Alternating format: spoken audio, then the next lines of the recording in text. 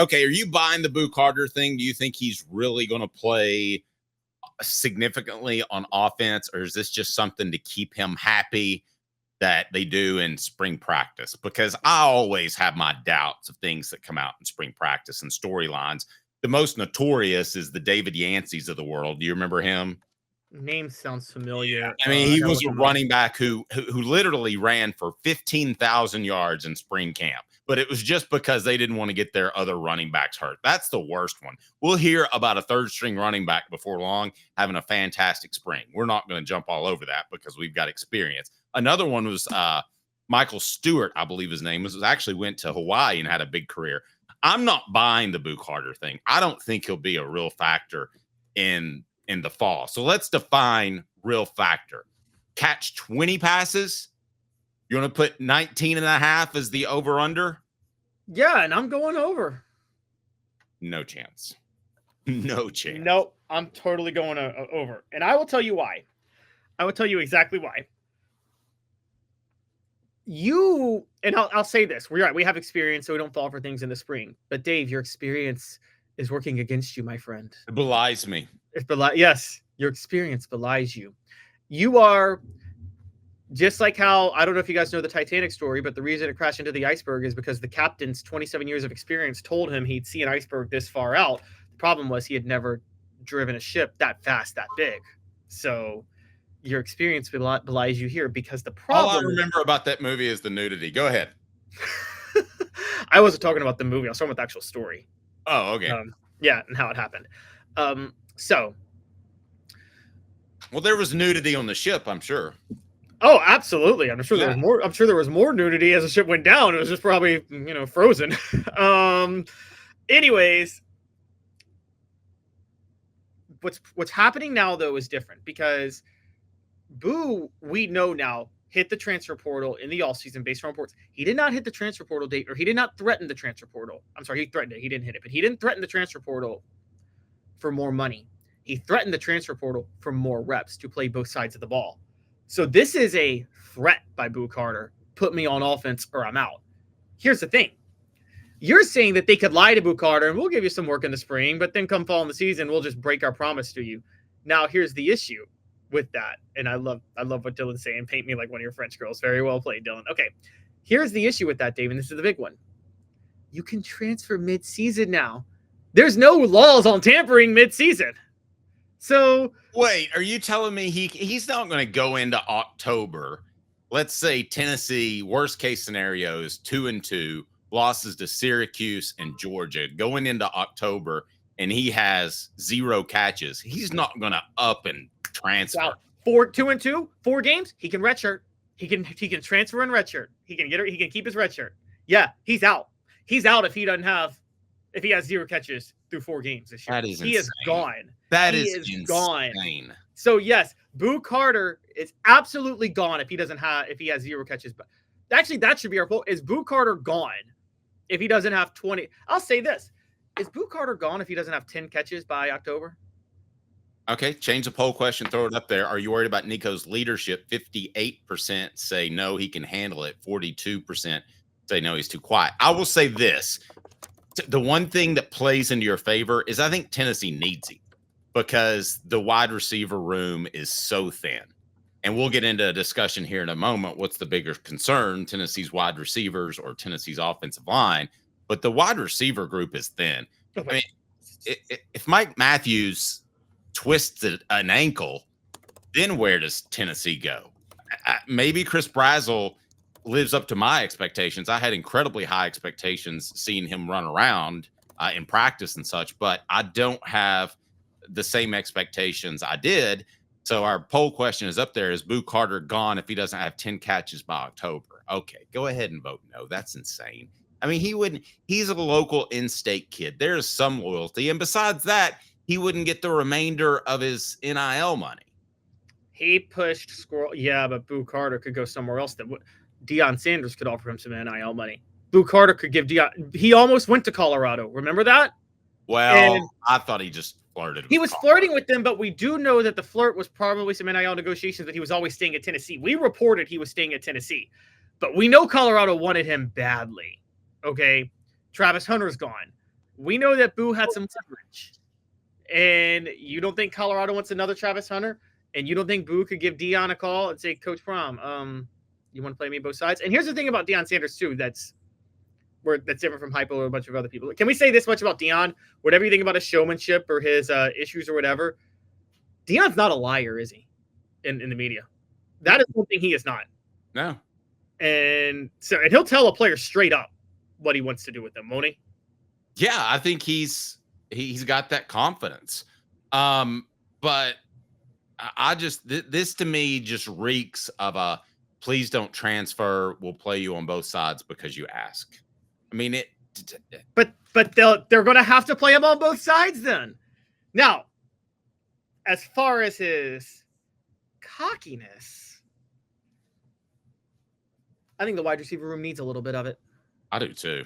And Nico made reference to that he brings a little bit of that juice to the receiving group, and they need that. I think that their guys, for the most part, Brew McCoy, with the exception of Brew McCoy, have been too passive.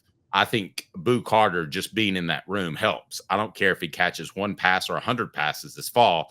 Being in that room during spring practice and summer workouts. And by the way, summer workouts are very important for skill position players on offense and defensive backs and linebackers. You can't hit, so you're limited what you can do with linemen, but it's extremely important. So he brings a lot of juice to that room. And if he's there, I like his confidence. I think it's towing the line. You know, he transferred his senior year of high school. He flirted with Colorado, even though he knew he was going to Tennessee. I do like that confidence. So go ahead and bank on it. Brought to you by Commercial Bank. His confidence is good for the receiver room. Commercial Bank is your neighborhood bank. What makes us different from other banks? We understand that every customer has unique opportunities, challenges, and financial concerns. We don't expect you to fit into the same box as the next person or business. Whether it's purchasing a home, saving for your child's future, or planning for your next vacation, we're with you every step of the way to navigate life's big decisions. Commercial Bank. Life. In all fairness, it's happened before. David points out that UNLV quarterback opened Pandora's box with leaving mid-season. Are we going to see more mid-season departures as we move along? Yes, we are. I think we are. Let's run down a few of these Boo Carter quotes, and you tell me buy or sell. Just do you think it's cocky or confident? Real quick. Go for what's being said about Boo Carter, and this is from Nico Iamaleava. I'm not going to do the first one because he says Boo talks a lot. That since we played tournaments in high school, Boo is always going to talk for sure. That's not even a confident or cocky. That's just, we all know that, right? Yeah, I'm good with that. All right, so here's what Nico said about Boo specifically. He's primarily a defensive back, but I love seeing Boo on offense during the little chances we get. I love seeing that man go to work. I think when he says go to work, Dave, I think he says that Boo Carter, when he's practicing on offense, does it with the level of intensity a lot of the other players don't practice with. Well, if Boo Carter goes over there and listen, they're only going to throw so many passes, right? Right. And if he's going to gobble up 40 attempts, then if I'm a receiver, I'm a little bit miffed by that, aren't you? I mean, Derek, great comparison, Derek. Derek always throws heat. Debo Samuel role is what I want to see. Now my question is, Josh Heupel likes to run his offense. Joey Halzle, we would agree, doesn't bring a lot of creativity to it. Would they be that creative? I think Debo Samuel is a great comparison, and thank you for the birthday wishes. That's a good one. I agree. That's a very good one to mix him in with that role. Now, the final quote is what we were talking about. And tell me if you believe Nico or not on this, or if he's just trying to positive spin it. Asked about Boo Carter's talk, he goes, "It's great. It rubs off on a lot of our guys because I wouldn't say a lot of our guys are big talkers. So when he comes over, he brings that energy. It's great having Boo." I get the vibe, Dave, that Boo walks into the wide receiver room and is like, "I'm getting the touches." As Kelly Washington said, "I'm the horse of this offense. Y'all guys got to catch up to my level." Yep. No, I can roll with that. Now, I think what we're pointing out on the message board, and Nico admitted that he's only spent limited time on the how about a boo gun? Yeah, running out of the shotgun to replace Nico. I don't think they're going to do that, but it's not a horrible idea. But um, we're talking about the simplicity, end arounds, jet sweeps, that sort of thing, go routes. That's what we're hearing on the message board. But my bigger question is, what in the world happens if Boo Carter, and that position is so important, that nickel position, it's essentially a third linebacker. It's difficult to find a guy to play that role because you have to be in coverage, you have to play the run at times, even though you're on the weak side. But if he were to get hurt on offense or returning a punt, then everybody's going to say, why in the world are you playing him anywhere but the nickel position? What do they call it? The Leo, or what do they call it? The star. Star. Well, okay, but we talked about this yesterday where things are more valuable. And I'm going to go hot takey here, but here we go. Let's talk baseball for a minute. Dave, would you rather have Edgar Martinez or Ozzie Smith in their prime? Ozzie Smith. No, it's Edgar Martinez. Okay.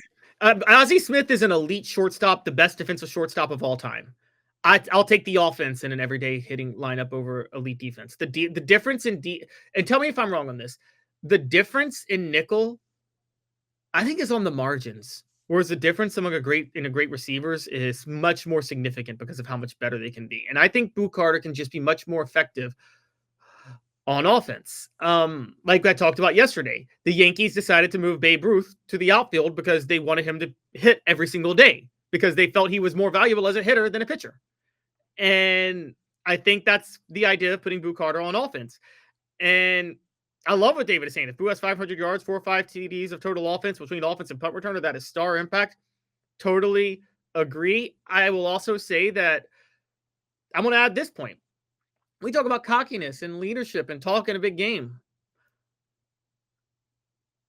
Let's call it what it is, Dave, because we're talking about this ties into Nico's leadership from the last segment. You've read a lot. You're a Cowboy fan. You read a lot about those early 90s Cowboys. Yes, Troy Aikman led the team. He called the plays. He ran the practices and stuff. The heart of that team was Michael Irvin, though, wasn't it? No question. Like, that was Michael Irvin's team, wasn't it? Yeah, no question. It definitely was. But I don't think Mike Matthews is suddenly going to be the heart. Is Boo Carter going to be the heart of the offense? Is that what you're suggesting? Because I think Boo Carter could be the heart of the whole team. Oh, my goodness. Okay. The guy, listen, if you think that what percentage of snaps do you think he'll play on offense? Of snaps that he plays versus defense? Oh, snaps that he plays. So what are there? 85 snaps in a game total? Well, just give me a percentage. I think he'll play. If you say 50-50, then I'm shutting down the show. No, I think he'll be, but I think he'll be 65-35. Oh, are you insane? I think they're dead serious about rolling Boo Carter on offense. And I think the only reason he hasn't even, I think they're dead serious on this. And here's the other part about this, Dave. I think this was the plan all along. I think they always planned to roll him onto offense this year, even though he held out, demanded it kind of before it said I would go to the transfer portal if I don't. I think they thought, and here's what I think happened. You want me to tell you what I actually think happened? Lay it on me. I think they thought last year Squirrel White was going to have a big year and catch lots of balls, play elite, ball out, do whatever he wanted to do. And then Squirrel White, because of that, was going to leave early for the NFL. Now, as we know, that didn't happen because Squirrel White got banged up. So then they had a bit of a problem on their hands this year. They had a promise that they made to Boo Carter that by this year they'd be putting him on offense, but they want him to play slot. But Squirrel White's on the team in the slot. That's why Boo Carter threatened the transfer portal. They caved to Boo Carter, and what happens? Squirrel White goes and transfers to Florida State. And so that's exactly the timeline of how I think that played out. Their plan was to always run Boo Carter in the slot by his sophomore year. Always, from the day they got him. Okay, pretty good conspiracy theory there.